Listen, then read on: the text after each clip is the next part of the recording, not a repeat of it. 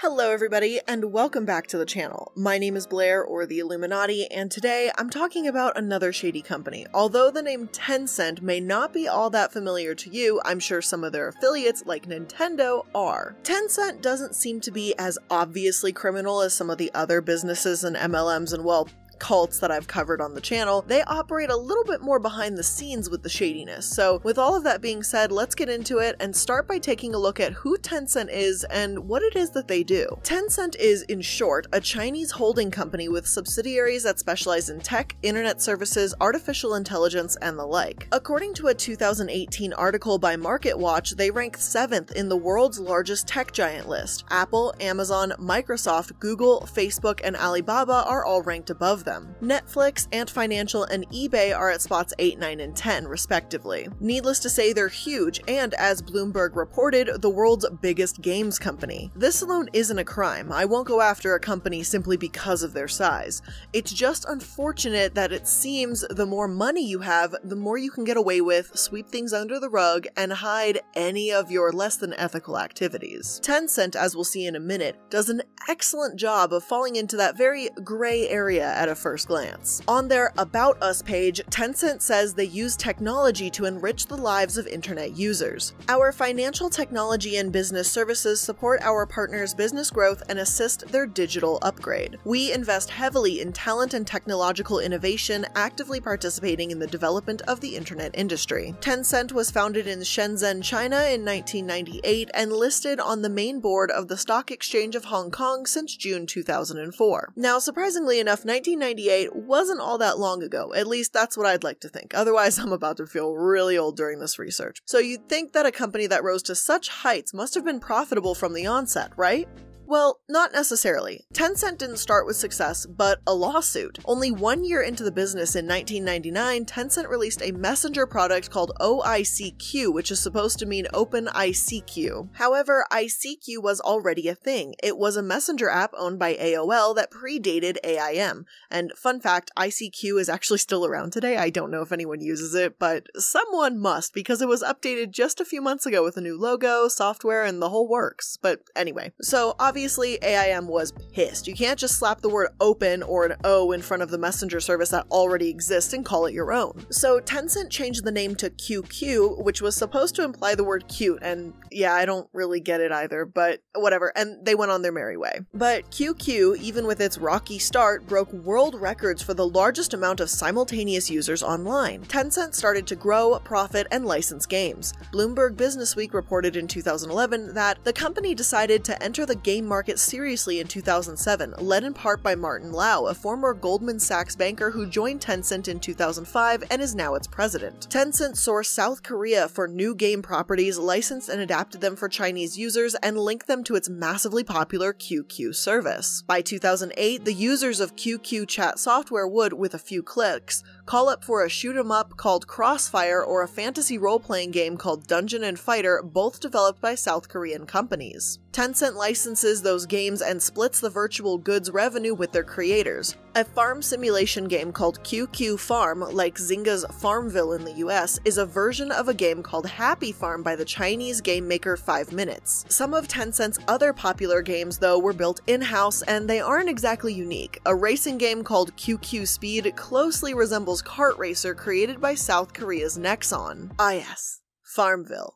Peak internet gaming culture. I remember those days. They were dark times on Facebook. But seriously, there was a time when I was a teenager when I felt like almost all my friends were watering virtual farms and growing crops, and now there's maybe just a handful of people left that bother with it and somehow manage to send me 10 notifications a day for it. But anyway. Tencent was cashing in on that craze too, just in China with their own versions. Again, none of this is inherently bad. Making a product people love and getting paid stupid money for it isn't a crime. But it's the other language in this Bloomberg article that concerns me and falls into that very shady behavior / gray area I mentioned earlier. Around the time Tencent began making money, they began making poor choices too. The same article reported that recent events may have forced Tencent to play nicer. Last fall, the company, which which bundles antivirus software with QQ, was drawn into a public spat with Beijing security software maker Qihoo 360, which I'm sorry for butchering that, with both sides accusing the other of anti-competitive behavior and spying on its users, which,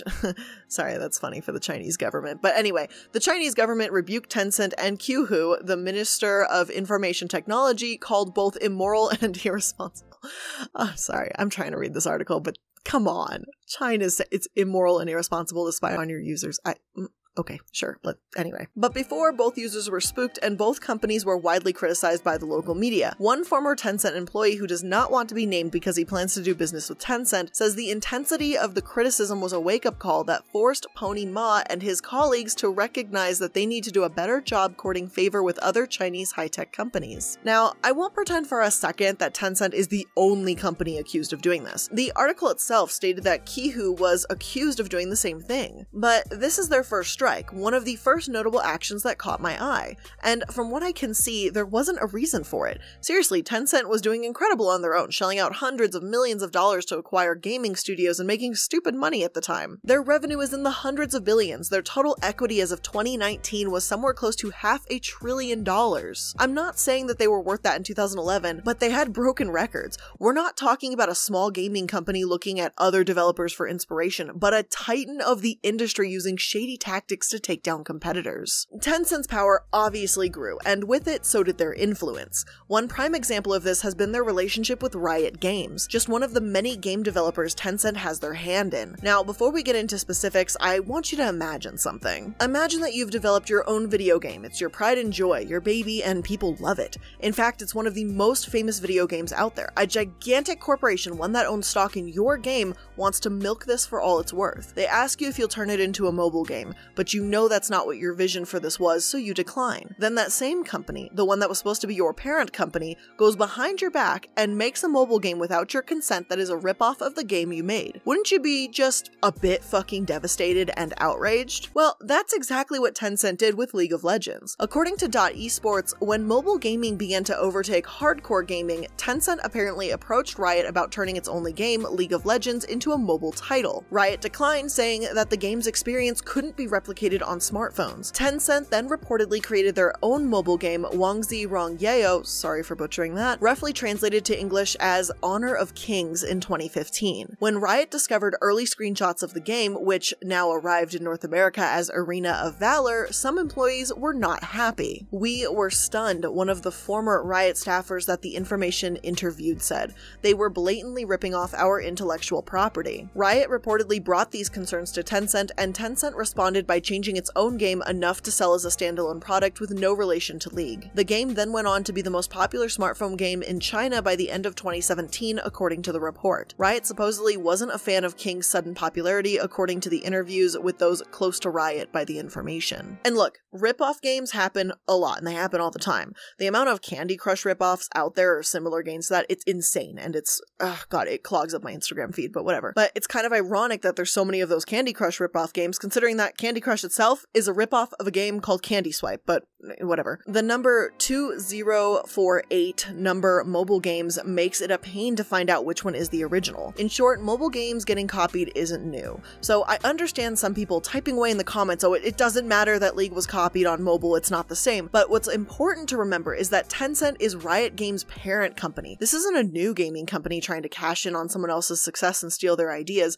It's Tencent going against the wishes of someone they're supposed to be supporting and doing business with. I'm not sure if that makes it better or worse, or it's downright theft, but it's shitty all the same. Plus, Honor of Kings is not only one of the most influential mobile games in China, but it's a close enough copycat that we've got people on Reddit assuming Riot had been given permission for this game to exist in the first place. To further rub salt in the wound, Tencent reportedly used notable League players to promote the King's mobile game, which again would sure as hell lead a consumer to believe that Riot gave them permission, if not help develop Honor of Kings in the first place. Now, Now, all that said, Riot was apparently able to work through these problems. As of August 13th, 2018, Riot said, "League numbers are down from their peak, but it's still one of the most played games in the world, and we're very happy with the numbers, and we think some of the new content we're putting out soon can only help with player numbers," Riot said. Basically, League is doing incredibly well by any measure except by its very own high watermark. The relationship with Tencent is the best it's ever been. We've talked to Rioters about it a fair amount back in February, and while the Arena of Valor situation wasn't great, we've worked through it and leadership's take that made the partnership stronger. We're working together toward an exciting future, both for League and our upcoming games. So Riot forgave them and moved on, at least publicly, and that's awesome, I guess. I mean, it doesn't seem like they had much of a choice in what was going to happen anyway, but hey, good news is good news, right? Well, this isn't the only time Tencent has used their obscene amount of control to affect the games industry, and because if it was, I wouldn't be making this video. Now, one of their stranger activities has been promoting Chinese Communist Party propaganda. Now, I'm not trying to get all political here and accuse every patriotic game they make as a propaganda. I mean, a game celebrating a country isn't automatically political, I guess, you know, whatever, but okay. Anyway, though, listen, they literally released a game called Clap for Xi Jinping, an awesome speech. I mean, personally, I don't find tapping away at my smartphone to clap for a political party a form of entertainment, but go off, I guess. It's just that it's not this game alone that bothers me. Tencent literally partnered with the Communist Party Propaganda Department. Yes, that is an actual department. Propaganda, in case you didn't know, is information that is designed to be misleading and politically biased. Getting into China's political system is not something I signed up for today, but there's more of it to come. Last year, Reuters reported that Chinese gaming companies, including giants like Tencent and NetEase, unveiled new titles at an industry meet that show off socialist values and patriotic themes amid stricter state censorship and push to back Communist Party propaganda. Titles showcased at China Digital Entertainment Expo and Conference, known as China Joy, ranged from the ones that promoted domestic culture to others that recounted the country's history, such as Shenggu Games' codename South China Sea,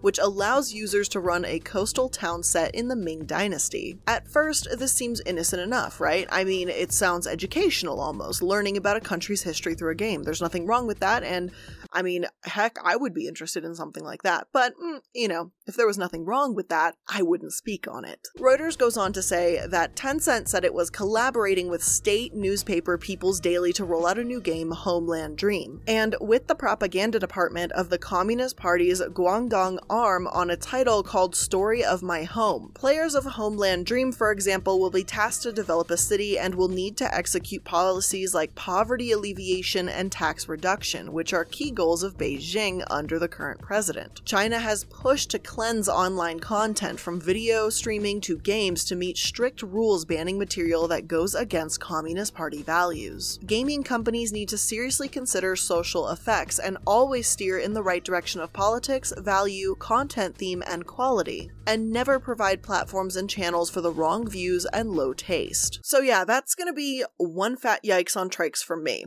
I'm not saying Tencent should get shut down, but this isn't a company I'd want to support either. I wouldn't want to support a tech giant coming out with games that have me learn about history from a skewed point of view, whether it be right, left, or wherever the heck the Chinese government falls. But I try to be about the facts, and honestly, with these games, well, they're working with a propaganda department, alright? So it's not going to be 100% factual. That's just the facts. Of course, though, this isn't the end. Generally speaking here, one of the people's biggest issues with Tencent is simply that they own too damn much. They have too much power, too much to say. Not only do they own Riot Games, but they have full ownership of the Norwegian publisher Funcom and the Swedish developer Sharkmob. They have 80% ownership of the New Zealand company Grinding Gears Games, known for the game Path of Exile, and 84% ownership in the Finnish mobile game developer Supercell, which makes Clash of Clans and Clash Royale. They own 40% of Epic Games used to launch Fortnite, 30% of the Japanese publisher and developer Marvelous, 17.66% ownership in the South Korean mobile developer Netmarble, 15% of American games developer Glue Mobile, and so on and so forth. So why should we care? What's the problem with them owning a bunch of game developers? Well, it's not just Tencent's monopoly and level of ownership that might be a bit overwhelming, but the facts that things do do change when they own these companies. Some YouTubers, such as Riker, say that even though he believes Tencent will be a hands-off kind of parent company, his concern is with microtransactions. I do believe that this acquisition is a concern for Path of Exile, but the reason being that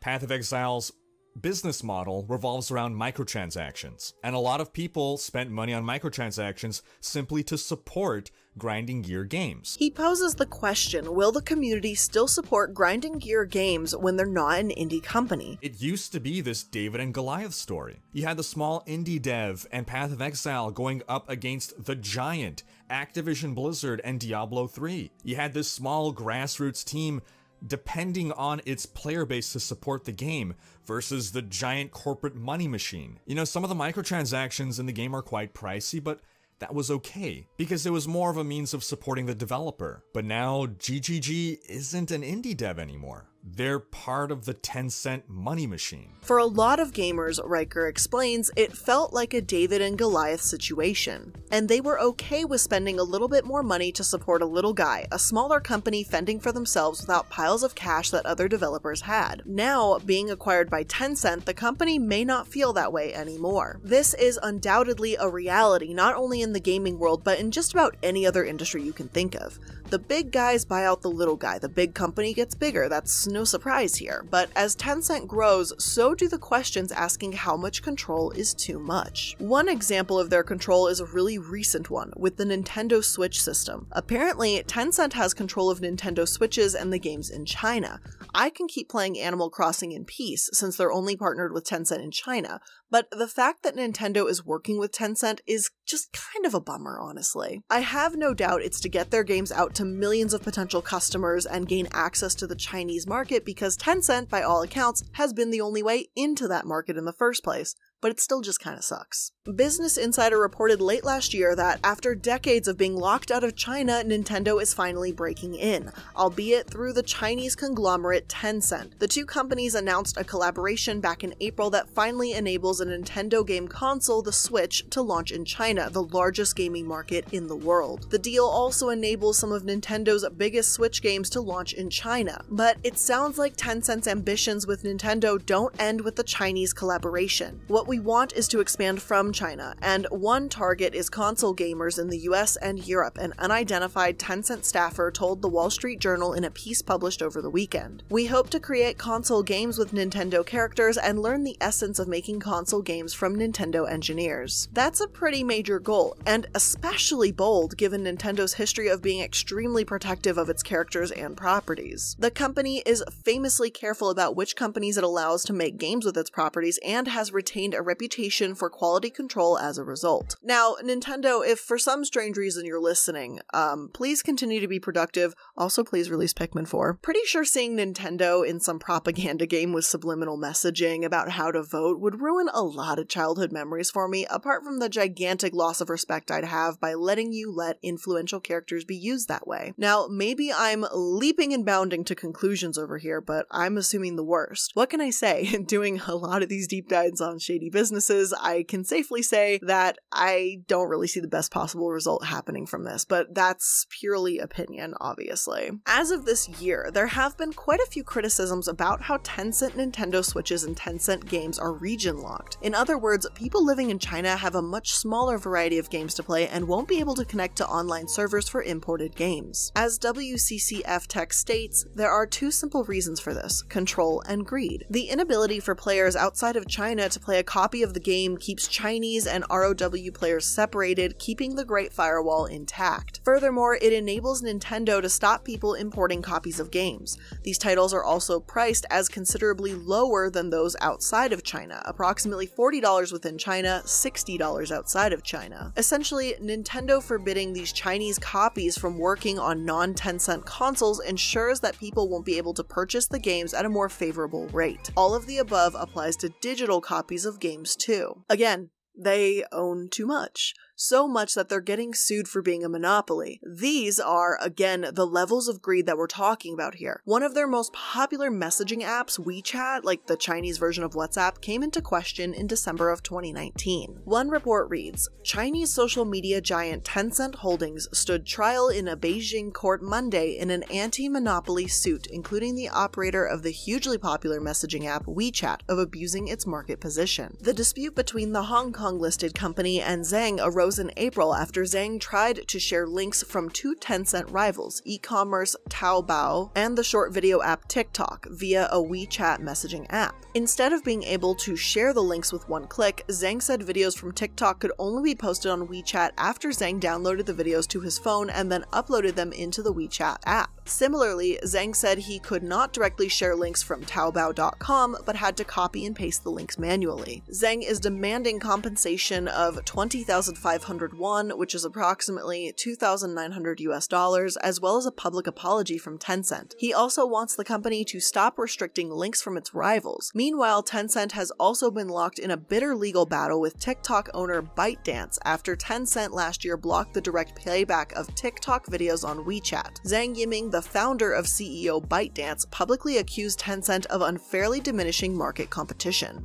Now, I know some of you might be thinking, oh god, not being able to share a TikTok video through an app, oh how horrible, your life is so hard, and it's not worth a lawsuit. And I'll admit that, initially reading through the suit, I didn't think much of it. It's not a big deal, just find another way to send the link, right? Well, the next lawsuit, the Citizens Power for China, is preparing to launch, shows how this competitive monitoring system from WeChat can be taken to the extremes, and I mean with worldwide repercussions. On February 6, 2020, coronavirus whistleblower Dr. Li Wenliang died of the virus as well as from suppression of speech, leaving behind a rousing yet commonsensical remark. A healthy society should not have just one voice. Meanwhile, the coronavirus continues to ravage because the truth is hidden. The virus is now threatening the lives of millions of Chinese people and people around the world. All of a sudden, Chinese people are awakened. Letting people speak their minds is not life-threatening. However, silencing people costs the lives of many. The voice for freedom of speech is unprecedentedly strong and eager. Dr. Li Wenliang's story started from him posting a message on a WeChat group chat. He mentioned that there are 7 confirmed cases of SARS at Huanan Seafood Market. The latest news is that have been confirmed to be coronavirus infections. WeChat's monitoring led to his eventual doom. Experts estimate that over 1 billion citizens living in China use WeChat, and another 100 to 120 million people outside of China use WeChat. WeChat has become an indispensable part of their daily communication and indeed of their lives. Therefore, it is arguable that the Chinese people's freedom of speech is to a certain extent the freedom of speech on WeChat. Li, one of the multiple doctors that was a whistleblower trying to warn people about COVID-19, had to deal with WeChat's monitoring. Remember how the news mentioned how a Chinese messaging app was censoring certain words around COVID among all the crazy news reports at the time? Well, yeah, it's this app, and Tencent is the company. The monopolies, the shady behavior, it has all the red flags. Bad behavior, though nothing we haven't really seen before, or at least some kind of equivalency. But it's this that has people up in arms, and deservedly so. WeChat is one of many reasons that people in China demand free speech from their government. They're fucking aided by the government in hiding COVID cases. It just can't really get worse than that. Well, I can't really say that. I'm sure there's worse things going on in China, honestly, that we just don't know. Imagine Facebook Messenger censoring words about the pandemic when you're trying to talk to your friends about what's going on. This goes so much deeper than refusing to link a TikTok or a competitor's link. The BBC reported Toronto-based research group Citizen Lab found that WeChat blocked combinations of the words and criticism with President Xi Jinping. The report also found that WeChat, owned by Chinese firm Tencent, blocked more words as the outbreak grew. China has for years censored what its people read and say online, but this report suggests China began censoring discussions weeks before officials began acknowledging the severity of the outbreak. It was on the 31st of December that China first alerted the World Health Organization to an outbreak of a new coronavirus in the city of Wuhan. But authorities initially withheld information from the public, underreporting the number of people infected, downplaying the risks, and failing to provide timely information that could have saved lives. It's the early warning signs, the refusing to link competitors, and the many buyouts.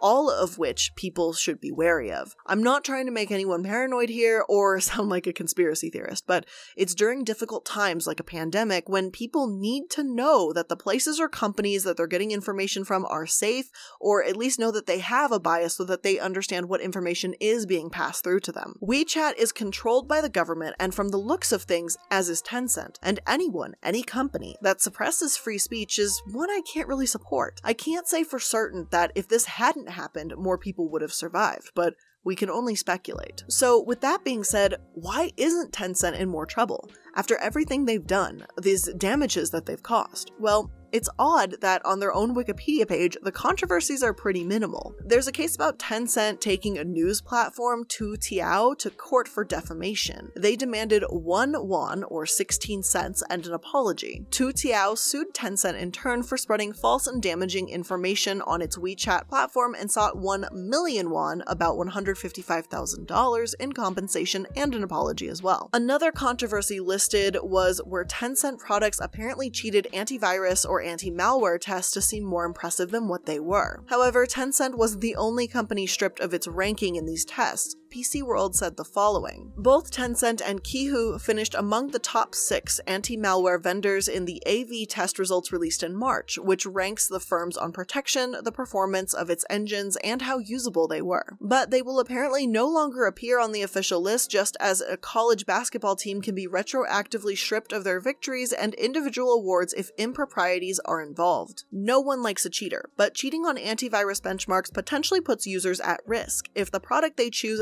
doesn't actually provide the protection it seems to. The testing firms are also protecting their own credibility in rating these products. Now, don't get me wrong, these topics do belong on the controversy section of Wikipedia, but compared to what we just heard, they kind of pale in comparison. Cheating on an antivirus benchmark, yeah, that's fucked up. But they've endangered lives by restricting freedom of speech, and isn't that worth mentioning on the page too? I mean, hell, I was able to find an article about how Tencent distributed 1.2 million face masks to medical staff in April with no problem. But as of writing this, there's nothing about WeChat or COVID, maybe because it's something they don't exactly want on their page if I had to guess. Tencent, make no mistake, can't get away with just about anything. Not only have they censored language on WeChat, but they try to censor anyone that disagrees with them.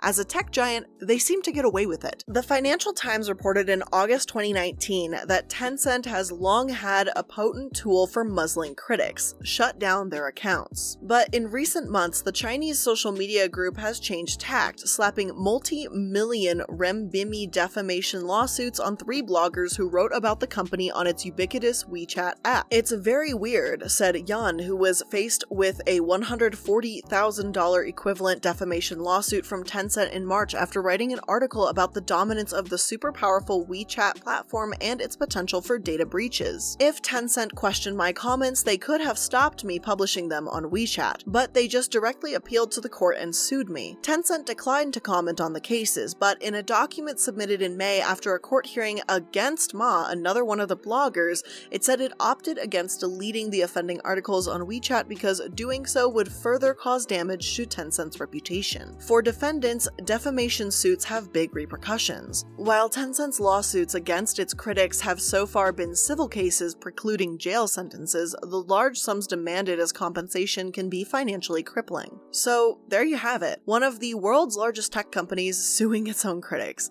It's not really surprising with the censoring on WeChat, but it is disturbing to see. Sure, the issues with League of Legends and their mobile game was greedy and a low blow, but it's unfortunately something we've come to expect. Tech giants don't play nice. But this kind of censorship is a whole new level, and what they will admit to, the antiviral cheating and the issues with the news source, don't even begin to paint the whole picture of what this company is really about. Again, I really don't want to get too political by saying all of this, but as long as Tencent is working with a government that doesn't allow for free speech, these problems will only get worse. And it's their people, from bloggers to game developers to average citizens looking for unbiased information, that will continue to suffer the results. So with all of that being being said, that's where I'm going to end today's video. Let me know your thoughts in the comment section down below. I know there's still so much more we can add to Tencent, but I just wanted to give kind of a brief overview of what this company has going on for itself. If you enjoyed today's video, make sure to hit that like button. If you're new to the channel, make sure to hit that subscribe button. If you want more content from me, you can pop open my description box. You're going to find links to all of my social media, second channel, all sorts of shenanigans. They're all going to be in the description box. So again, guys, thanks so much for watching the video. Love you, and I'll see you in the next one. Bye, guys!